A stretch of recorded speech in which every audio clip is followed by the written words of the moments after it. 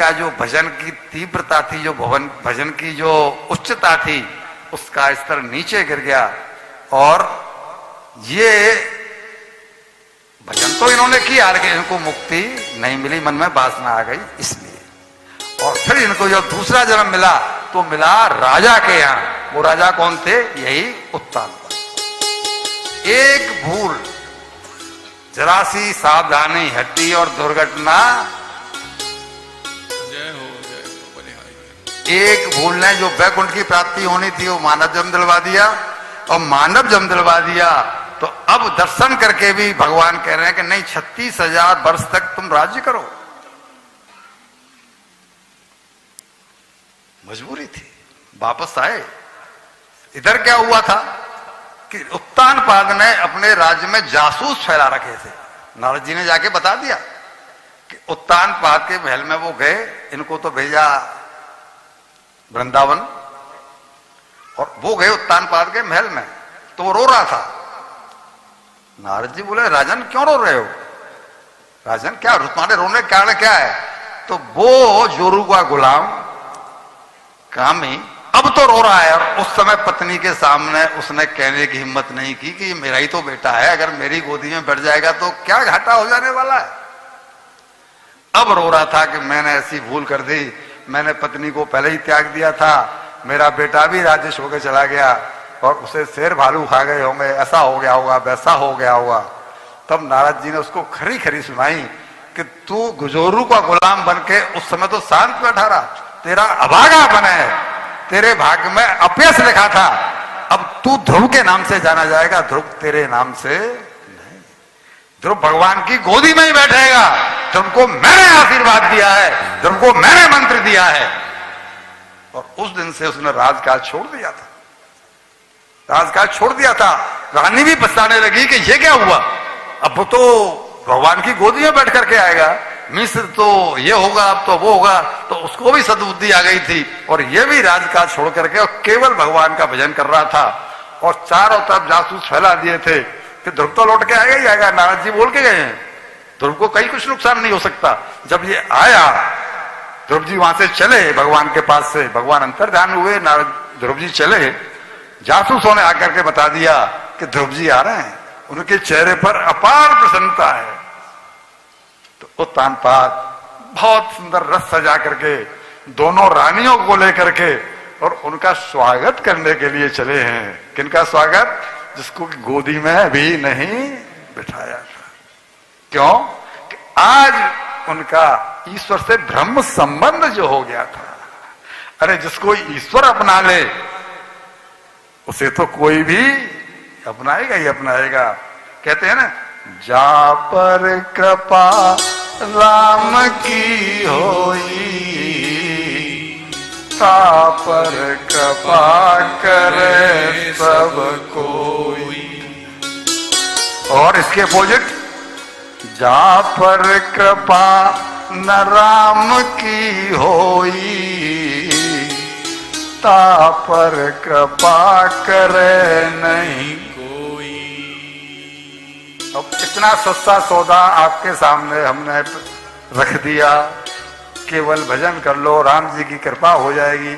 और राम जी की कृपा होते ही सारा संसार आपके अनुकूल है। इससे संबंधित एक हमें दृष्टांत याद आ गया है, वो आपको सुना देते हैं। ये सच्ची घटना है। दृष्टांत हम कह रहे हैं कि प्रसंग के हिसाब से हम सुना रहे हैं, ये सच्ची घटना है। राजस्थान के मारवाड़ इलाके में एक जमींदार टाइप के ठाकुर थे।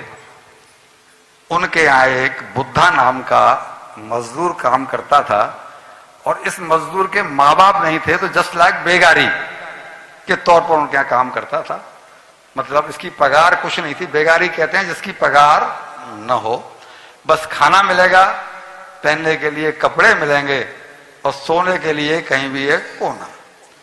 अब सारा दिन गाय भैंस बकरी चलाओ, बेगारी की तरह से काम करते रहो। तो ये 14-15 साल का गरीब बालक उनके यहाँ काम कर रहा था। अब एक दिन ऐसा हुआ कि वो शाम को आता था, ठकुरानी सब्जी और रोटी उसको दे देती थी, उसका भोजन हो जाता था, सो जाता था।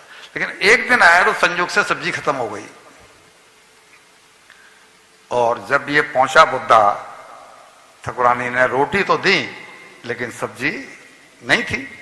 तो उन्होंने रोटी खाने का प्रयास किया, बुद्धा ने रोटी खाते खाते पानी से एक आध रोटी खाई, लेकिन भूख ज्यादा, दिन भर का थका आ रहा और भूखा प्यासा आया, तो मालकिन से कह बैठा, मालकिन घर में थोड़ी सी महेरी पड़ी हो।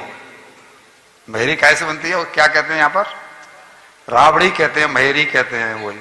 अगर वो थोड़ी सी पड़ी हो, छाछ पड़ी हो, तो दे दो ये सूखी रोटी अंदर।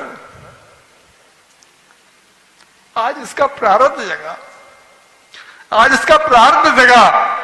वो इतना सुनते ही वो ठाकुरानी दहाड़ पड़ी, तुझे नौकरी करनी कि नहीं करनी? आज तू राबड़ी मांग रहा है, कल तू रबड़ी मांगेगा, फिर तू रसगुल्ला मांगेगा, फिर तू खीर मांगेगा, तेरे तो नखरे बढ़ते जा रहे हैं। वो विचार कर, मैंने भाई तो छाछ तो मांगी है, रबड़ी कहां मांगी, मैं तो राबड़ी मांगी है। सारा दिन मेहनत करके आया हूं और छाछ मांगने पर ठाकुरानी कह रही है कि तेरे तो नखरे दिन पर दिन बढ़ते ही चले जा रहे हैं। इतना मेहनत करके भी अगर खाने को रोटी भी नहीं मिले तो जीवन के जीने का क्या लाभ? विचार करके वो वही खाने को छोड़ा और ठाकुरानी को राम राम करके, मालकिन माफ करना, मुझसे भूल हुई, लेकिन अब आपकी सेवा में मैं नहीं रहूंगा, अब मैं जा रहा हूं, मेरे जीवन का क्या होगा मुझे पता नहीं। मैंने आपको कल भी सुनाया था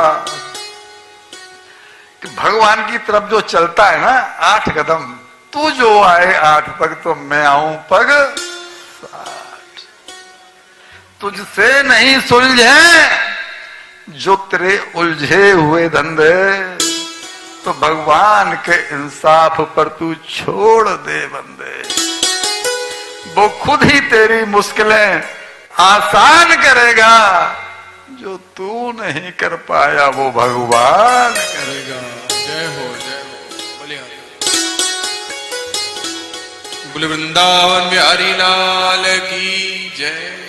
इसे पता नहीं मुझे कहां जाना है, मुझे क्या करना है। उसने आज तक गांव के अलावा कुछ देखा नहीं, चल पड़ा भूखा प्यासा, स्टेशन की तरफ कदम उठ गए। मैंने बताया ना, जो तू नहीं कर पाया वो भगवान करेगा। भगवान की दृष्टि पड़ गई, क्यों? आज इसका प्रारब्ध जग चुका था। जैसे ही प्रारब्ध जगा, भगवान की कृपा से अपने आप कदम स्टेशन की तरफ बढ़ गए। और जिस ट्रेन में जो इसे वहां स्टेशन पर ट्रेन मिली, संयोग से वो ट्रेन जा रही थी काशी, और जिस ट्रेन में ये बैठा वो काशी की थी। ये काशी पहुंच गया, गंगा किनारे जाके वहां रो रहा था कि प्रभु मुझे पता नहीं क्या करना है, मैं किसी को जानता नहीं, मेरे पास कुछ है भी नहीं, आप ही देखो। तभी वहां पर पहले जो रामलीलाएं होती थी गांव में, पास पास हर जगह होती थी, तो वहां रामलीला हो रही थी, तो वहां की रामलीला शुरू हुई और उसके कानों में आवाज आने लगी, चौपाइयों की आवाज आई।